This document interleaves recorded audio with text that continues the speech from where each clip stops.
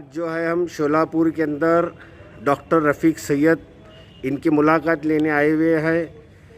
एक जो विषय हिंदुस्तान के अंदर बड़े तेज़ी से चल रहा है, फैल रहा है, और वसीम रज़वी नामक व्यक्ति ने जो कुरान शरीफ के बारे में गलत वक्तव्य किया है, उसके ताल्लुक़ से एक मुस्लिम अल्पसंख्यक भाजपा का जो चेहरा लीडर माने जाने वाले शोलापुर शहर के डॉक्टर रफ़ीक सैयद से हम उनकी राय जानने के लिए आए हैं।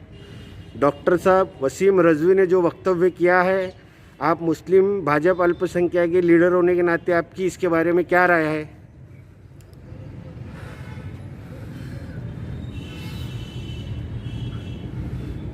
बिस्मिल्लाहिर्रहमानिर्रहीम बिस्मिल्लाहिर्रहमानिर्रहीम। डॉक्टर रफ़ीक सैयद प्रांतीय अल्पसंख्यक मोर्चे के ओर से मैं आप चैनल वालों का सवाल का जवाब देने के लिए बैठा हूँ। इंशाअल्लाह जिस तरीके से हमारे अपने ईमान को फौत करने के वास्ते रज़वी जैसे फ़िरौन, हामान, शद्दाद पैदा हो गए, उसी लिस्ट में रज़वी भी आ गया, ऐसा हम समझ रहे हैं। लेकिन रज़वी को मैं कहना चाहता हूँ कि अगर सही मानों में आपका ईमान हमारे अपने मज़हब पर है तो इस तरीके की हरकतें, इस तरीके के आर्टिकल, इस तरीके के सवाल और इस तरीके के देश भर में नाइत्तेफाकी के ज़राए पैदा करने वाला पहला मुस्लिम कातिल है, ऐसा हमारे समाज के हिसाब से मैं अपनी तौर पे कहूँगा।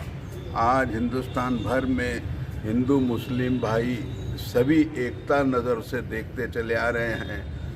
पंत प्रधान मोदी साहब ने सभी जाति जमातियों को लेके चलने के वायदे कर रहे हैं, और ऐसे ये मुशरिकाना हरकत करके मुसलमानों में एक नाइत्तेफाकी और अपना स्टेट कायम करने के लिए ऐसे गंदे स्टेटमेंट दे रहे हैं। तो मैं शासन से विनती करता हूं, केंद्र सरकार से विनती करता हूं कि इस देश में अमन व अमान रखना चाहते हो तो ऐसे लोगों की हरकतों को ख़त्म करो। मैं ये कहता हूं कि कोई भी मुसलमान कुरान शरीफ के ज़ेर ज़बर को अगर कोई कैंसिल करता है तो वो अपनी हटाता है, तो छोटे से छोटा मुसलमान ईमान रखने वाला अपनी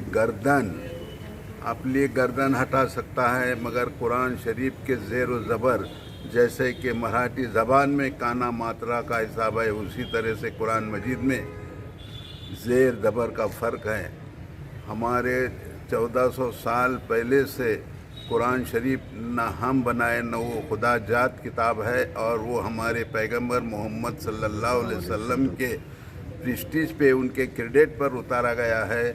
वो एक दो महीने ऐसे नहीं निकले, कम से कम 200 साल के बाद अल्लाह ताला ने कुरान मजीद को ज़ाब्ते हयात की सूरत में पूरे दुनिया को, न हिंदू न मुसलमान न सिख न ईसाई के लिए बल्कि सारे समाज के लिए एक मार्गदर्शन है, एक रहबरी है।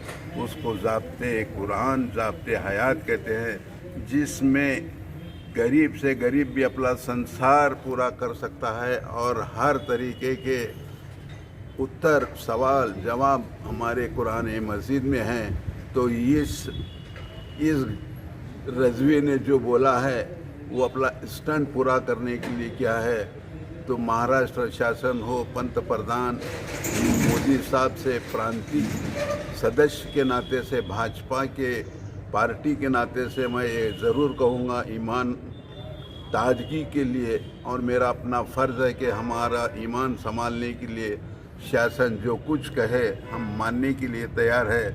लेकिन ऐसे नाअहल लोगों को, देश की शांतता को धोखा रखने वाले, इनको जल्द से जल्द ख़त्म करके मेरी और एक विनती है कि ऐसे नासूर हिंदू धर्म में भी कोई आज तक ऐसे कॉलम, ऐसे आर्टिकल, ऐसे स्टेटमेंट नहीं दिए हैं और न वो लेना चाहते हैं। तो मैं सभी हिंदू मुस्लिम भाइयों से गुजारिश करता हूँ कि हर मज़हब में ऐसे नासूर पैदा जब होंगे तो उनको अपना ठिकाना लगाए, और कभी भी हम इनके आयते कुरान शरीफ हटाने के कोशिश करेंगे तो उसके पहले हमारे बदन से हमारे गर्दनें हटेंगे। इतना ही कहते हुए हम प्रांतिक अल्पसंख्यक मोर्चे की ओर से कहते हैं जय हिंद, जय महाराष्ट्र, खुदा हाफिज़। मोदी साहब के रहबरी में हम चल रहे हैं ये और चलते रहेंगे। इतना ही कहते हुए अपनी यह की मुलाकात खत्म करता हूँ और आज़ादी बचाओ चैनल का बहुत बहुत शुक्रगुजार हूँ कि इस बड़े महफिल में मुझ जैसे नाचीज़ की मुलाकात लिए। मैं ना आलिम है, ना फाजिल है, ना कारी है, सिर्फ एक कुरान की मोहब्बत रखने वाला मुस्लिम है। इतना ही कहते हुए अपनी जगह लेता हूँ। खुदा हाफिज़, जय हिंद, जय महाराष्ट्र। आज़ादी बचाओ न्यूज़ चैनल को सब्सक्राइब करने के लिए बेल आइकन पर क्लिक करना ना भूलें। साथ ही साथ लाइक करें और शेयर भी करें।